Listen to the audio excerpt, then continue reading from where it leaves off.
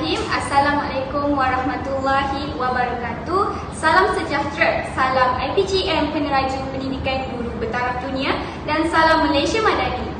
Sayang kumbang mencari makan, terbang seiring di tepi kali. Selamat datang kami ucapkan, moga diiringi restu kali. Titipan aspirasi penuh takzim saya kalukan buat para panel yang berwibawa, seterusnya warga Dewan yang budiman lagi dirahmati Allah sekalian. Selamat datang ke Forum Pendidikan Negara. Saya Nur Amira binti Muhammad Rozlan selaku moderator pada hari ini mengucapkan selamat datang dan salam sejahtera ke semua hadirin hadirat sekalian. Meniti badai pemodenan ini, tajuk forum yang akan kita ungkai secara kritikal amat dekat dengan nadi kemandirian buatan, iaitu pendidikan digital. Adakah anda benar-benar bersedia? Hadirin yang dirahmati Allah, apabila kita berbicara tentang digital, kita tidak lagi mendongak melihat langit masa depan. Sebaliknya, kita sedang berpijak pada bumi realiti hari ini. Hakikatnya, lanskap pendidikan kita telah berubah secara radikal. Suka ataupun tidak, kewujudan dasar pendidikan digital DPN negara yang telah diluncurkan oleh Kementerian Pendidikan Malaysia serta perinteraksian ekosistem DIRIMA di sekolah-sekolah telah membuktikan bahawa bukti tersebut sahih tentang sistem intrasional kita yang sedang dipacu ke arah digitalisasi secara total. Namun persoalan besarnya yang menuntut penakbulan kritis ini, sejauh manakah ekosistem tersebut dapat memikirkan dasar-dasar melalui mendepani kekalangan pedagogi tersebut, sehinggalah kemeja makan mahir di rumah ibu bapa benar-benar kalis pada masa depan dan bersedia untuk mendepani gelombang ini tanpa ada yang terpinggir. Sebelum kita menyelam ke samudra hujah, kata orang tak kenal maka tak cinta. Oleh itu, kita perkenalan dengan para panel kita pada hari ini. Panel pertama tampak pemalu tapi petah berkata, Cik Nur Adelina Amani binti Shahabuddin. Assalamualaikum Cik Adelin. Waalaikumsalam Puan Moderator. Saya sihat, Alhamdulillah. Alhamdulillah. Seterusnya, ahli panel kedua, Cik Nadia Zulaika binti Muhammad Zura. Selamat datang Cik Nadia. Terima kasih saudari moderator kerana menjemput saya. Dan di hujung sana, Cik Nur Anissa Suraya binti Zulkifli. Apa khabar Cik Suraya? Alhamdulillah, baik saja. Baiklah, tanpa melengahkan masa, saya mulakan dengan soalan pertama kepada panel pertama. Baiklah, soalan ini berbunyi, apakah maksud pendidikan digital ini sebenarnya dan apakah kepentingannya? Okay. Terima kasih kepada Puan Moderator atas soalan yang cukup bijak itu. Assalamualaikum warahmatullahi wabarakatuh dan salam sejahtera kepada barisan panel serta para hadirin sekalian. Bila kita bercakap tentang pendidikan digital, tanggapan pertama yang sering melintas ke fikiran kita ialah perubahan fizikal dari buku teks ke komputer atau membawa tablet ke bilik darjah. Namun, saya ingin memperbetulkan paradigma ini. Pendidikan digital yang sebenar bukanlah sekadar menukar peranti, tapi merupakan satu ekosistem pembelajaran holistik. Di dalamnya, kita menyatukan teknologi digital, pedagogi moden dan kandungan berkualiti demi melahirkan generasi yang bukan sahaja fasih digital, malah budaya sains di peringkat global. Mengikut acuan Kementerian Pendidikan Malaysia KPM sendiri, agenda ini merangkumi penguasaan pengetahuan, kemahiran dan penerapan nilai dalam teknologi digital. Seterusnya, barulah teknologi tersebut disepadukan secara kreatif dan inovatif dalam proses pengajaran dan pembelajaran PDP. Hadirin sekalian, mengapa transformasi ini begitu kritikal dan menjadi anjakan paradigma hari ini? Mari saya kongsikan beberapa kepentingannya. Pertama, kita nak lahirkan generasi fasih digital untuk pasaran ekonomi masa depan. Pendidikan digital melengkapi anak-anak kita dengan kemahiran teknologi tinggi. Seperti apa? Seperti pengatur caraan coding, analisis data dan penggunaan kecerdasan buatan AI. Secara beretika, kemahiran ini bukan lagi satu bonus, tetapi keperluan asas kerja moden. Berdasarkan laporan Jabatan Perangkaan Malaysia (DOSM) pada tahun 2025, tahap kemahiran digital rakyat Malaysia telah melonjak melepasi 90%, malah selaras dengan pelan My Digital. Ekonomi digital disasarkan menyumbang sebanyak 22.6% kepada keluaran dalam negara kasar, iaitu KDNK negara. Ini bermakna jika kita tidak mendidik mereka dalam acuan digital sejak bangku sekolah, mereka akan ketinggalan dalam pasaran kerja masa depan. Kedua pula, kita nak tingkatkan kecekapan dan kompetensi tenaga pengajar. Bukan murid sahaja yang berubah, guru-guru kita juga alami transformasi besar itu. Melalui pemerkasaan teknologi, para pendidik ini mampu menyampaikan ilmu dengan lebih interaktif berbantukan simulasi, VR iaitu realiti maya dan platform pengurusan pembelajaran. Dalam data Parlimen hingga pertengahan tahun 2024 menunjukkan 74.73% guru bersamaan 84,880 orang telah berjaya mencapai kategori pertengahan dalam tahap kecekapan digital. Kejayaan ini bukan datang bergolek, tetapi diacu oleh inisiatif berterusan KPM seperti program sokongan profesional dasar pendidikan digital yang memastikan guru kita sentiasa komited di bilik darjah pada abad ke-21 ini. Yang ketiga pula, kita nak wujudkan pembelajaran diperibadikan. Sistem tradisional kadang-kala memaksa semua pelajar pada rentak yang sama tanpa memikirkan ada yang cepat, ada yang perlahan. Di sinilah indahnya pendidikan digital. Ia menawarkan fleksibiliti tinggi di mana murid boleh mengakses bahan pembelajaran pada bila-bila masa dan mengulang bahagiannya yang sukar mengikut tahap kefahaman sendiri. Integrasi AI misalnya berupaya menganalisis corak pembelajaran unik setiap murid dan mencadangkan kandungan bersesuaian. Sifat yang luas dan inklusif inilah yang diiktiraf dalam dasar pendidikan digital sebagai kaedah yang terbaik untuk merapatkan jurang akademik antara murid. Dan yang terakhir, demokrasi ilmu tanpa sepadan geografi. Teknologi digital bertindak sebagai e-perdaya yang meruntuhkan tembok pemisah antara kawasan bandar dan luar bandar. Hari ini, seorang anak di pendalaman Sabah berpeluang mengakses kualiti bahan pengajaran, kuliah dan perpustakaan digital yang sama rata seperti murid di pusat bandaraya metropolitan. Komitmen ini dikukuhkan lagi melalui Pelan Pembangunan Pendidikan Malaysia PPPM serta peluncuran Dasar Pendigitalan Pendidikan Tinggi 2025 hingga 2030 oleh KPT. Kita mahukan nak memastikan infrastruktur pembelajaran digital kita benar-benar kalis masa hadapan supaya tiada seorang pun anak bangsa yang terpinggir daripada landasan ilmu. Dipendekkan cerita, saya ingin simpulkan bahawa pendidikan digital adalah pelaburan terbesar kita untuk masa depan. Saya serahkan semula kepada Amira, saudari moderator kita. Sekian, terima kasih. Baiklah, terima kasih saudara Ali. Sungguh betah kali bercakapnya. Jadi sudah terang lagi kami sulur bahawa pendidikan digital membawa banyak manfaat jika digunakan secara berkesan.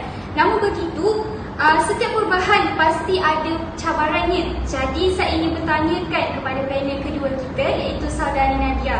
Apakah cabaran utama yang dihadapi dalam pelaksanaan digital pendidikan pada masa ini? Baiklah, terima kasih saudari moderator. Jadi, walaupun pendidikan digital menawarkan banyak kelebihan, masih terdapat beberapa cabaran yang perlu diberi perhatian agar pelaksanaannya benar-benar mencapai matlamat untuk meningkatkan lagi kualiti pendidikan. Pada pandangan saya, cabaran-cabaran ini bukan sahaja melibatkan aspek teknologi, malah turut melibatkan kemahiran, sikap dan kesediaan semua pihak dalam menyesuaikan diri dengan perubahan era digital. Cabaran pertama ialah jurang digital, iaitu masih terdapat murid yang tidak mempunyai komputer riba, telefon pintar ataupun capaian internet yang stabil, terutamanya di kawasan luar bandar. Jadi, menurut Kementerian Pendidikan Malaysia KPM 2023, keadaan ini menyebabkan mereka sukar mengikuti pembelajaran secara optimum dan sekaligus mewujudkan ketidaksamaan peluang untuk memperoleh pendidikan yang berkualiti. Jadi, sekiranya isu ini berterusan, murid yang kurang mendapat akses kepada teknologi berisiko ketinggalan dalam pembelajaran berbanding rakan-rakan mereka yang mempunyai kemudahan digital yang lebih baik. Cabaran kedua pula ialah tahap literasi digital. Tidak semua guru dan murid mahir menggunakan teknologi. Jadi, ada yang masih memerlukan latihan untuk mengendalikan aplikasi pembelajaran dengan lebih baik. Malah pengetahuan, kemahiran dan sikap guru terhadap pembelajaran digital turut mempengaruhi keberkesanan pelaksanaan pengajaran dan pembelajaran berasaskan teknologi. Oleh itu, penguasaan literasi digital tidak seharusnya tertumpu kepada kemahiran menggunakan aplikasi semata-mata, tetapi juga melibatkan keupayaan memilih sumber yang sahih, berkomunikasi secara beretika dan memanfaatkan teknologi untuk meningkatkan keberkesanan pembelajaran. Seterusnya, cabaran yang ketiga ialah penyalahgunaan teknologi. Kini, AI boleh membantu menyiapkan tugasan dalam masa yang singkat. Namun, jika digunakan tanpa beretika, murid mungkin hanya menyalin jawapan tanpa memahami isi kandungan pembelajaran. Kajian berkaitan penggunaan kecerdasan buatan dalam pengajaran bahasa Melayu turut menegaskan bahawa AI perlu dimanfaatkan sebagai alat untuk meningkatkan pembelajaran dan bukannya menggantikan usaha berfikir serta kefahaman murid. Selain itu, media sosial dan permainan dalam talian juga boleh mengganggu fokus murid ketika belajar jika tidak digunakan secara terkawal. Keadaan ini boleh menyebabkan murid lebih cenderung mencari jalan mudah berbanding membina kemahiran berfikir secara kritis dan menyelesaikan masalah sendiri. Oleh itu, penggunaan teknologi perlu dipertimbangkan dengan nilai integriti, disiplin dan pemikiran kritis supaya teknologi benar-benar memberi manfaat kepada pendidikan. Dengan bimbingan guru, sokongan ibu bapa dan kesedaran murid sendiri, saya percaya bahawa cabaran-cabaran ini dapat diatasi sekaligus memastikan pendidikan digital dapat dilaksanakan dengan lebih berkesan dan inklusif. Itu sahaja, terima kasih. Terima kasih saudara Nadia. Saya bersetuju dengan saudara Nadia. Apabila jelaslah bahawa cabaran dalam pendidikan digital ni bukan sahaja melibatkan teknologi tetapi juga sikap dan kemahiran pengguna. Jadi apabila ada cabaran, pastilah ada langkah penyelesaiannya. Jadi soalan ini saya akan tujukan kepada panel kita yang ketiga. Apakah langkah yang boleh diambil bagi memastikan kita ni benar-benar bersedia untuk menghadapi pendidikan digital ni? Okay. Terima kasih kepada moderator untuk soalan tadi. Baiklah, Assalamualaikum warahmatullahi wabarakatuh dan salam sejahtera kepada semua. Pada pandangan saya, untuk memastikan kita betul-betul bersedia menghadapi pendidikan digital ni, terdapat beberapa langkah penting yang perlu diberi perhatian. Persediaan ini bukan hanya melibatkan penggunaan teknologi semata-mata, tetapi juga perubahan dari segi kemahiran, sikap dan juga kerjasama semua pihak. Baiklah, langkah pertama ialah meningkatkan literasi digital dalam kalangan guru dan murid. Literasi digital ni bukan sekadar mengetahui cara menggunakan komputer atau telefon pintar, tetapi merangkumi keupayaan mencari maklumat yang sahih, menilai kesahihan sumber, menggunakan aplikasi pembelajaran dengan berkesan dan juga mengamalkan etika ketika berada di alam digital. Baiklah, menurut Raiden Hendarian et al. Yang saya jumpa pada tahun 2022, dalam dunia pendidikan, literasi digital membantu menghasilkan bahan pembelajaran yang dapat meningkatkan rasa ingin tahu dan kreativiti murid.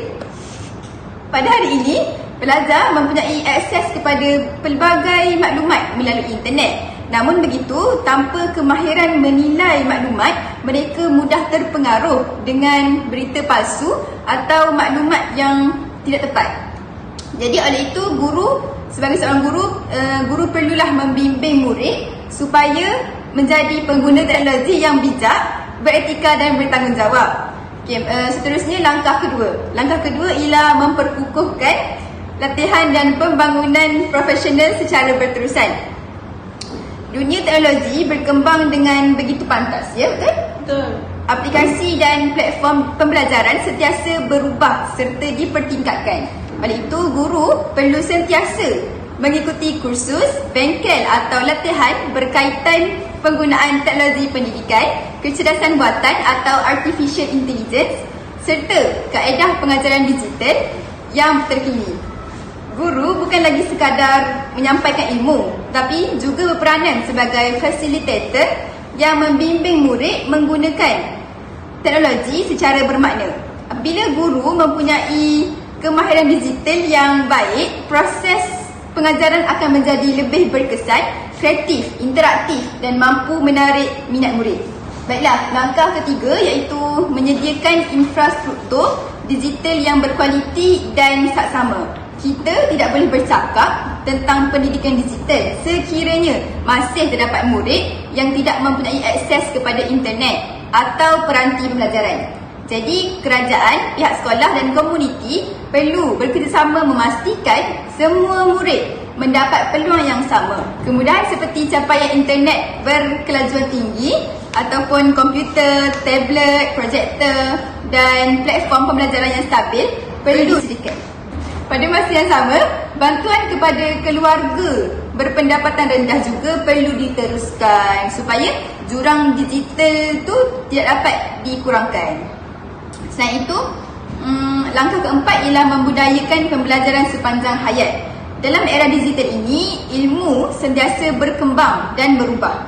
Oleh itu, kita tidak boleh bergantung sepenuhnya kepada apa yang dipelajari dalam darjah. Guru dan murid perlu sentiasa mempunyai keinginan untuk mempelajari kemahiran digital melalui kursus dalam talian, webinar, video pendidikan atau platform pembelajaran digital. Sikap ingin belajar secara berterusan ini akan membantu kita menyesuaikan diri dengan perubahan dan teknologi pada masa hadapan. Langkah kelima pula ialah mengukuhkan aspek keselamatan cyber dan etika digital. Penggunaan teknologi yang semakin meluas juga akan membawa pelbagai risiko seperti penipuan dalam talian, buli cyber, penyebaran maklumat palsu dan penyalahgunaan data peribadi seseorang. Jadi, pendidikan digital perlu disertai dengan pendidikan tentang keselamatan cyber. Murid perlu dididik supaya menggunakan kata laluan yang selamat dan tidak berkongsi maklumat peribadi sewenang-wenangnya kepada sesiapa sahaja serta menghormati hak cipta dan privasi orang lain. Nilai murni seperti integriti, amanah dan tanggungjawab juga perlu diterapkan agar teknologi digunakan secara beretika. Di samping itu, penggunaan teknologi seperti kecerdasan buatan atau AI juga perlu dimanfaatkan secara berhemah. AI boleh membantu guru menyediakan bahan pengajaran, menjana idea aktiviti pembelajaran dan mempercepatkan penyediaan latihan. Murid juga boleh menggunakan AI untuk mendapatkan penerangan tambahan atau mengulang kaji pelajaran. Tapi, AI tidak sepatutnya menggantikan proses berfikir manusia. Murid perlu terus mengembangkan pemikiran kritis, kreativiti dan kebolehan menyelesaikan masalah. AI seharusnya menjadi alat sokongan, bukannya tempat bergantung sepenuhnya. Jadi, akhir sekali, kerjasama antara sekolah, ibu bapa, masyarakat dan juga pihak kerajaan sangat penting. Kenapa? Pendidikan digital tidak akan berjaya sekiranya hanya dipikul oleh guru di sekolah sahaja. Ibu bapa juga perlu memantau penggunaan teknologi di rumah, menyediakan persekitaran pembelajaran yang kondusif dan membimbing anak-anak menggunakan teknologi secara positif. Pada masa yang sama, pihak kerajaan perlu terus menggubal dasar, menyediakan latihan dan meningkatkan kemudahan digital di semua institusi pendidikan. Apabila semua pihak memainkan peranan masing-masing, maka ekosistem pendidikan digital yang berkualiti akan diwujudkan. Okey, sebagai kesimpulannya lah, persediaan menghadapi pendidikan digital memerlukan usaha yang menyeluruh. Antara langkah yang perlu diberi perhatian ialah meningkatkan literasi digital, memperkukuh latihan guru, menyediakan infrastruktur yang mencukupi, membudayakan pembelajaran sepanjang hayat, mengamalkan keselamatan cyber serta memanfaatkan AI secara beretika. Yang paling penting sekali, kita perlu melihat teknologi bukan sebagai pengganti guru, tapi sebagai pemangkin kepada pembelajaran yang lebih berkualiti, inklusif dan berkesan. Jadi itu sahaja daripada saya. Terima kasih kepada saudari Suraya dan juga terima kasih kepada ahli-ahli panel yang lain. Benar sungguh jawapan semua ahli kita pada hari ini ya. Jadi bagi kamu semua, apakah rumusan yang kita boleh buat pada hari ini? Kita dengar rumusan daripada ahli panel yang pertama kita dulu ya. Baiklah, terima kasih. Rumusan saya ini sedikit panjang, tapi bolehkah saya rumuskan? Boleh. Okey, rumus utama yang kita bincangkan daripada awal, maksud, kepentingan, cabaran, langkah. Jadi saya akan rumuskan bagi rumusan utamanya.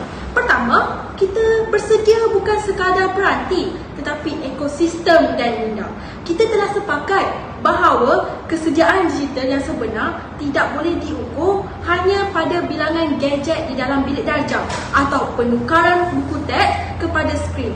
Bersedia bermaksudnya kita bersedia membina ekosistem holistik yang menyatukan teknologi pintar, pedagogi guru yang moden dan kandungan yang berkualiti. Data ini menunjukkan guru-guru kita sedang melonjak naik dalam kompetisi digital mereka, dan ini membuktikan fasa persediaan infrastruktur dan tenaga mengajar kita berada di landasan yang betul. Kedua, kebijaksanaan mengimbangi sisi tutor dan tukang ganti. Apabila teknologi seperti AI melanda dunia akademik, jawapan kepada kesediaan kita terletak pada etika dan integriti. Kita terbukti bersedia jika kita mampu memanfaatkan AI sebagai tutor peribadi yang melonjak prestasi akademik yang lebih tinggi. Sebaliknya, kita dikira gagal dan tidak bersedia jika kita membiarkan teknologi ini menjadi tukang ganti fikiran yang mengakibatkan penyusutan kognitif dan merosakkan integriti ilmu. Yang ketiga, merapatkan jurang dan mendemokrasikan ilmu. Pendidikan digital ialah kunci utama untuk meruntuhkan tembok pemisah geografi.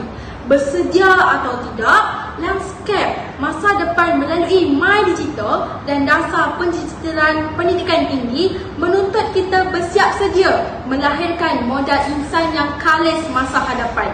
Kita mahu memastikan anak bangsa kita sama ada di pusat metropolitan mahupun di ceruk pendalaman Sabah dan Sarawak mendapati hak dan kualiti akses pendidikan yang sama rata. Sebagai penutup bicara daripada saya, pendidikan digital bukan lagi satu pilihan, ia adalah satu kepastian. Persoalannya, adakah anda benar-benar bersedia? Sebenarnya, merupakan satu seruan blueprint untuk kita semua kementerian, pendidik, ibu bapa dan mahasiswa sendiri untuk berhenti menjadi penonton pasif. Kita harus menjadi pengemudi teknologi yang bijaksana. Gunakan digital sebagai rakan berfikir. Pelihara etika akademik dan teruslah melangkah ke hadapan demi masa depan pendidikan negara yang lebih gemilang. Sekian sahaja rumusan saya yang terlalu panjang ini. Terima kasih. Terima kasih saudari Adlin. Agak berat sih rumusan yang dibuat. Seterusnya rumusan daripada perbincangan saya pula. Pendidikan digital sememangnya memberikan banyak manfaat. Namun, kita tidak boleh menutup mata terhadap cabaran yang wujud. Antara cabaran utama ialah jurang digital, iaitu kekurangan kemahiran menggunakan teknologi serta penyalahgunaan aplikasi digital dan kecerdasan buatan. Seterusnya, sekiranya isu-isu ini tidak ditangani dengan baik, matlamat pendidikan digital mungkin sukar untuk dicapai. Sebagai contoh, murid yang tidak mempunyai akses kepada internet atau peranti akan ketinggalan dalam pembelajaran. Begitu juga jika murid menggunakan AI untuk menyalin tugasan tanpa memahami isi kandungan, proses pembelajaran sebenar tidak akan berlaku. Oleh sebab itu, pendidikan digital perlu diseimbangkan dengan nilai integriti, etika dan pemikiran kritis. Guru bukan sahaja berperanan menyampaikan ilmu, malah perlu membimbing murid supaya menggunakan teknologi secara bertanggungjawab. Murid pula perlu memahami bahawa teknologi ialah alat untuk membantu pembelajaran, bukannya jalan pintas untuk mendapatkan jawapan. Akhir sekali, saya percaya cabaran yang wujud bukanlah alasan untuk kita menolak pendidikan digital. Sebaliknya, cabaran tersebut perlu dijadikan pemangkin untuk kita terus memperbaiki sistem pendidikan agar lebih inklusif, berkualiti dan mampu memenuhi keperluan abad ke-21.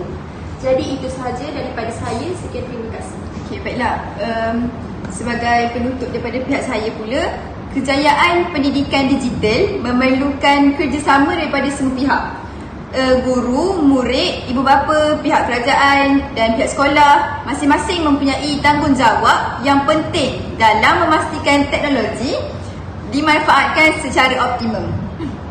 Selain itu, ibu bapa juga perlu memainkan peranan penting dalam memantau penggunaan gadget anak-anak supaya teknologi digunakan untuk tujuan pembelajaran dan bukan semata-mata hiburan. Pada masa yang sama, pihak kerajaan dan sekolah juga perlu memastikan kemudahan seperti internet, komputer dan peranti dapat dinikmati oleh semua murid tanpa mengira lokasi atau latar belakang. Jadi menurut Tri Wahyuni et al. 2025, perkembangan teknologi digital telah membawa perubahan dalam dunia pendidikan, termasuklah meningkatkan literasi digital murid. Jadi sebagai kesimpulan, teknologi akan terus berkembang, namun nilai murni, etika dan semangat untuk menuntut ilmu perlu sentiasa menjadi keutamaan. Baiklah, terima kasih kepada saudari panel-panel kita pada hari ini. Jadi oleh itu, semua pihak perlu memainkan peranan masing-masing agar teknologi dapat digunakan secara bijaksana dan beretika serta memberi manfaat kepada proses pembelajaran. Sebelum saya mengakhiri, izinkan saya memetik kata bahawa teknologi tidak akan menggantikan guru, tetapi guru yang menggunakan teknologi akan sentiasa relevan. Dengan itu, saya mengucapkan ribuan terima kasih kepada para ahli panel, pensyarah serta semua yang hadir pada hari ini. Sekian, wabillahi taufiq wa hidayah. Wassalamualaikum dan terima kasih.